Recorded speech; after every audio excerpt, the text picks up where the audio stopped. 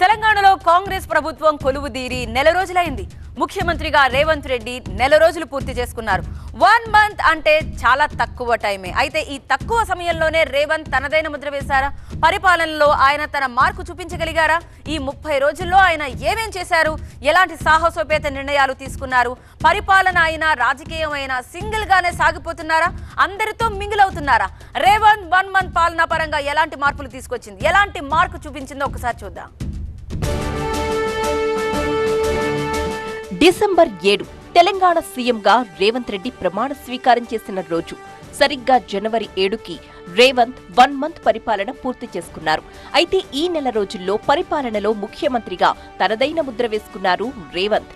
అధికారం చేపట్టగానే కాంగ్రెస్ ఇచ్చిన 6 హామీల్లో 2ంటిని 48 గంటల్లో అమలు చేశారు. మహాలక్ష్మి పథకం కింద ఫ్రీ బస్ పథకాన్ని అమలు చేయడంతో మహిళా లోకం మురిసిపోయింది. ఆ తర్వాత ఆరోగ్యశ్రీ పరిమితిని 10 లక్షల రూపాయలకు పెంచారు. సంతానలేమి సమస్యతో బాధపడుతున్నారా? చింతించకండి. సుమారు 90,000 జంటలకు ఆనందం నింపింది ఓఎస్ఎస్ ఫర్టిలిటీ. ఈ రోజే 7825893600 కి కాల్ చేయండి. సంతానోత్పత్తి చికిత్సపై భారీ డిస్కౌంట్లు పొందండి. గుడ్ న్యూస్ చెప్పండి. ప్రగతి భవన్ ని ప్రజాభవన్ గా మార్చి ప్రజలు తమ గోడు చెప్పుకోవడానికి ప్రజావాణి కార్యక్రమానికి శ్రీకారం చుట్టారు. ఆ తర్వాత పేపర్ లీక్లతో వీక్ అయిపోయిన టీఎస్పీఎస్సీ ప్రక్షాళన కార్యక్రమానికి శ్రీకారం చుట్టారు సీఎం రేవంత్. నేనున్నానంటూ నిరుద్యోగులకు భరోసానిచ్చే ప్రయత్నం చేశారు. దానికోసం ఢిల్లీకి కూడా వెళ్లి యూపీఎస్సీ చైర్మన్ తో కూడా భేటీ అయ్యారు. ఇక సీఎం అవ్వగానే ఐఏఎస్, ఐపీఎస్ల మార్పుల చేర్పులకు శ్రీకారం చుట్టి డ్రగ్స్ అనే మాట తెలంగాణలో వినపడకూడదంటూ సన్ బర్న్ లాంటి ప్రోగ్రాంలకు అడ్డుకట్ట వేసి తనదైన మార్కును చూపించారు. పరిపాలనలోనే కాకుండా ప్రభుత్వ, పార్టీ కార్యక్రమాల్లో కూడా తనదైన మార్కుతో రాణిస్తున్నారు రేవంత్. సీఎం అయ్యాక నేనొక్కడినే అన్నట్టు కాకుండా మనమందరం అంటూ ముందుకు సాగుతున్నారు సీఎం. హైదరాబాద్లో అయినా, ఢిల్లీ పర్యటనలో అయినా తన మంత్రివర్గ సహచరులను కలుపుకుపోతున్నారు. ఇటీవలే ఢిల్లీ పర్యటన కోసం వెళ్లిన ఆయన తన మంత్రివర్గ సహచరులతో కలిసి కేంద్ర మంత్రులతో భేటీ అయ్యారు. ఇలా టీం వర్క్ అంటూ ముందుకు సాగుతున్నారు.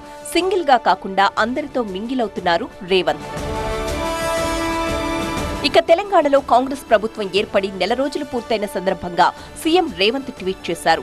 సంఖ్యలను తెంచి స్వేచ్ఛను పంచి జనం ఆకాంక్షల్ని నిజం చేస్తూ సాగిన ఈ నెల రోజుల ప్రస్థానం ఎంతో తృప్తినిచ్చిందన్నారు. నెల రోజుల ప్రయాణం ఒక కొత్త అనుభూతినిచ్చిందని ఎక్స్లో పోస్ట్ చేశారు రేవంత్. పేదలు, మహిళలు, యువత భవిత, రైతుకు భరోసా ఇస్తూ సాగిన నెల రోజుల ప్రయాణం ఉజ్వల భవిత వైపు అడుగులు వేస్తోందన్నారు. తెలంగాణ కోసం గట్టి పట్టుదలతో సాగిన ఈ నెల రోజుల పాలన బాధ్యతగా సాగిందని అన్నారు. రేవంత్ అన్నగా పిలిచే తనను తెలంగాణ ప్రజల గుండెల్లో శాశ్వతంగా నిలిచిపోయేలా ఇక ముందు కూడా తన బాధ్యత నిర్వర్తిస్తానన్నారాయన.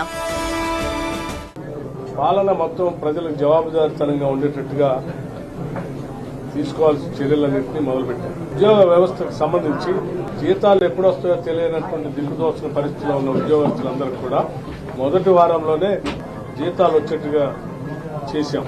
అసలు ఈ రాష్ట్ర ఆర్థిక పరిస్థితి ఏమిటి, ఏ స్థాయిలో ఉందనేటువంటి అంశాన్ని చట్టసభల ద్వారా రాష్ట్ర ప్రజలందరికీ, స్టేక్ హోల్డర్స్ అందరికీ వాస్తవ విషయాన్ని తెలిసేటట్టుగా ఎక్స్రే లాగా మొత్తం ప్రజలందరికీ తెలియజెప్పేటట్టుగా చేశాం. నెల రోజుల పాలనలో ప్రజలకు మరింత చేరువయ్యామన్నారు నీటిపారుదల, పౌర సరఫరాల శాఖ మంత్రి ఉత్తమ్ కుమార్ రెడ్డి. ఇక నెల రోజుల కాంగ్రెస్ పాలన ప్రజారంజకంగా సాగిందన్నారు ఆ పార్టీ సీనియర్ నేత మల్లు రవి. కేవలం నెల రోజుల్లోనే సీఎం రేవంత్ రెడ్డి తనదైన మార్కు పాలనతో ప్రజల మనస్సును చూరగొన్నారన్నారు. నెల రోజుల్లోనే ప్రత్యేకమైన పాలనా ముద్రను ప్రజలకు అందించి సకల జనుల మెప్పు పొందారు. ఇచ్చిన మాట ప్రకారం తెలంగాణ రాష్ట్రంలో ప్రజాస్వామ్య ప్రజాప్రభుత్వాన్ని నెలకొల్పారు. పరిపాలనా వ్యవస్థలో సామాజిక న్యాయాన్ని నెలకొల్పారు. 1 మంత్ పాలనలో రేవంత్ తనదైన మార్కుతో ముందుకు సాగిపోతున్నారు. ఇక 100 రోజుల్లోపు 6 గ్యారెంటీలు అమలు చేసి లోక్సభ ఎన్నికల్లో అత్యధిక స్థానాలు గెలిచే వ్యూహంతో సీఎం రేవంత్ అడుగులు వేస్తున్నారు.